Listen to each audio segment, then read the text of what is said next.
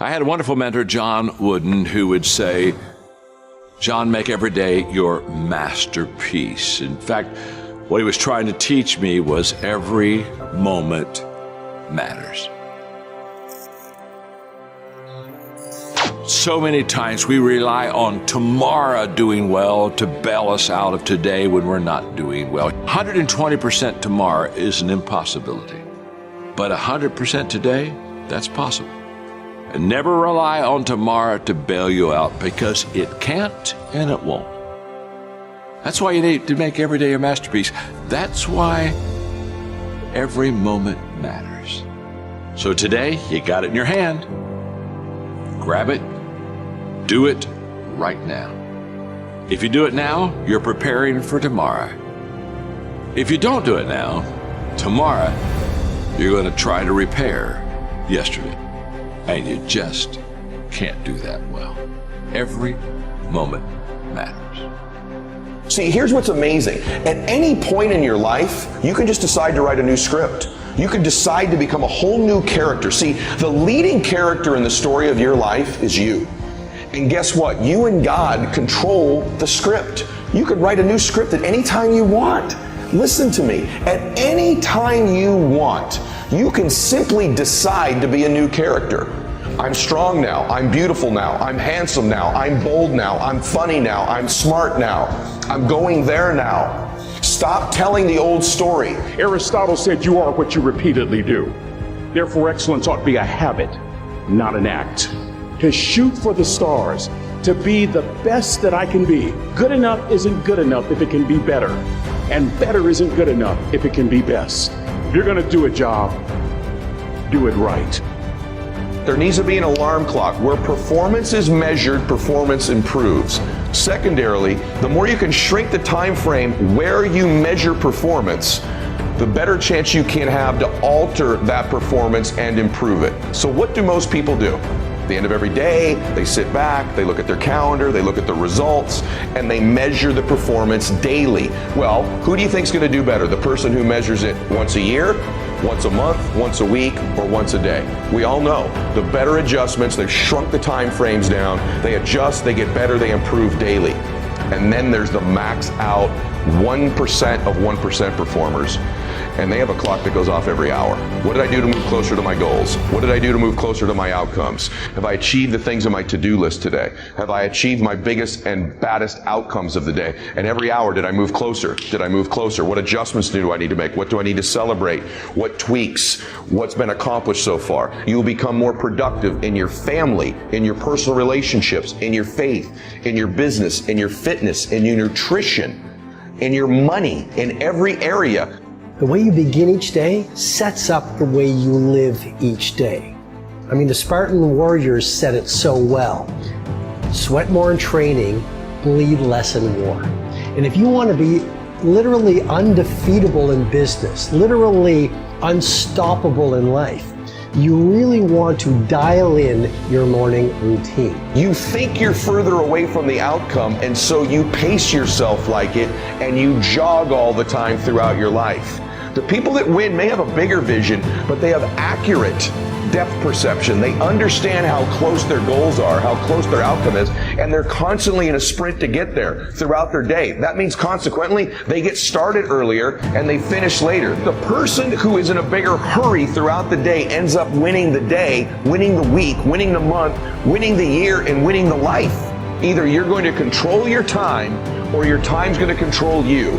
Either you are going to dictate the terms of your life or you're going to be somebody who reacts and responds throughout their life. Show me your schedule and I'll get a sense of your true values. I mean, your schedule each day really does predict the rest of your life. So it's not about what you talk about, it's about what you actually schedule.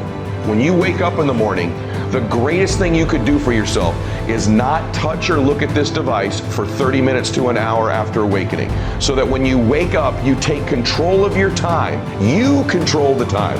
You control the beginning of the day. You get clear, you meditate, you pray, you stretch, you think, you go through a gratitude exercise. If you look at the people who are getting traction on great results, they are people who spend a lot of time alone. And they spend a lot of time thinking. and they spend a lot of time in this ritual of reflection. It's very easy to be busy being busy, but let me ask you, what's the point of being really busy in your work life or your personal life if you're busy around the wrong things? I mean, it makes no sense to spend the best hours of your finest days climbing these mountains only to realize on the last hour of your last day, you climbed the wrong ones. Absolutely predict your success is how much time you spend in silence, solitude, and stillness. Just thinking. Thinking about how you're living. Thinking about how you're working. Thinking about whether your daily behavior is aligned with your deepest values. Ask yourself this question or write about it in your journal. What is the one project that if I did it flawlessly over the next 3 months would literally change the game for me within my organization and within my marketplace? A country mother quoting Henry Ford, saying if you think you can or if you think you can't, you're right. You see, it takes knowledge and wisdom combined to grow your influence so that you'll make an impact. If you believe a certain worth about yourself, a certain identity, that impacts the type of action you're willing to take. So if there's a goal you've got set, it doesn't matter what it is, pick a goal. To the extent that you believe it's consistent with your identity is to the extent that you will make an effort towards it. Inspiration does a lot better when it's coupled with perspiration. Everything worthwhile is uphill. You've never heard someone talk about accidental achievements. You've never heard someone that got to the top of the mountain and somebody asked them, how did you get there? Kind of look confused and say, I have no idea. The reason they know how they got there is because they had to walk all the way up the mountain. Nobody lifted them. There were no shortcuts. There's not an elevator. There's not an escalator. It's all effort that gets you to the top of the mountain.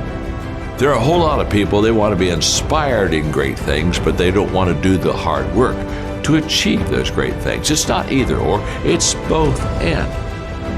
A third grade dropout daddy who was quoting Michelangelo when he was a cook at Cal Maritime, saying to us, boys, I won't have a problem if you aim high and miss, but I'm going to have a real issue if you aim low and hit. It's not about making a nice impression. It's about making an impact. It's about doing your best. Wisdom will come to you in the unlikeliest of sources, a lot of times through failure.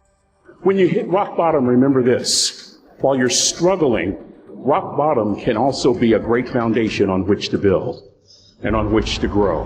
I'm not worried that you'll be successful. I'm worried that you won't fail from time to time. Person that gets up off the canvas and keeps growing, that's the person that will continue to grow their influence. And just because you're struggling doesn't mean that you're failing. I think sometimes people equate struggling with failure. It's not. It isn't even close. In fact, if you're struggling, it tells me that you're still in the game. I wrote a book several years ago called Failing Forward, and the whole thesis of the book is that we do fall, we do fail, but when we do so, let's make sure we're pointed in the right direction, and let's fail forward, let's fall forward. The very fact that you're still struggling means you're still in the game.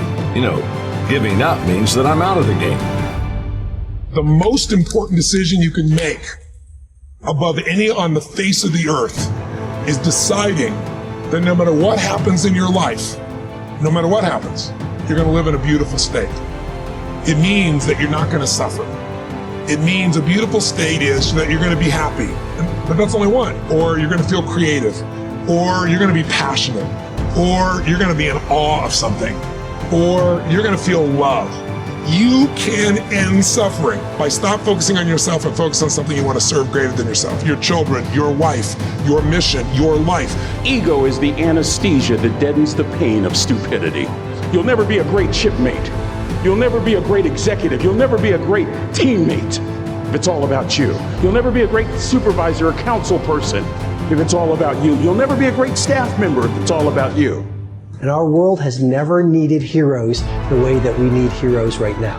And I'm looking to you to do your part, to be the hero of your own life, so together we build a better world. So roll up your sleeves, look at something you haven't tackled for a while, dive in. You'll be amazed that once after you do the work, you get inspired.